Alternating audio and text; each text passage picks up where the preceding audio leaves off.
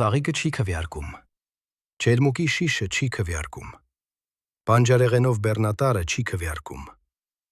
Բայց ընտրություններից առաջ դրանք հանկարծ դառնում են քաղաքական։ Ռուսաստանը փակում է հայկական ծաղիկների մուտքը, հետո կանգնեցնում են ջերմուկը, հետո հայկական ապրանքների մոտ նոր ստուգումների խնդիրներ են հայտնվում։ Թղթի վրա սա ստանդարտն է և դարդների և անվտանգության մասին է։ Հեռուստատեսությամբ ուղերձն ավելի պարզ է դառնում։ Մոսկվան նախազգուշացնում է Հայաստանին։ Աջակցեք այն մարդկանց, ում ուզում է Ռուսաստանը,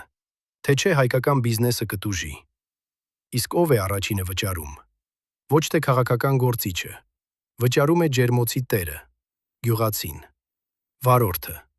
պահեստի աշխատողը։ Նույնիսկ Ռուսաստանում գնորդն է վճարում, որովհետև խանութում ապրանքը պակասում է, ընտրությունը նույնպես։ Ահա ինչու է այս հնարքը կեղտոտ։ Ճնշումը ներկայացնում են որպես շուկայի խնդիր, բայց օգտագործում են որպես ընտրական ազդանշան։ Այսօր փակում են ծաղիկը։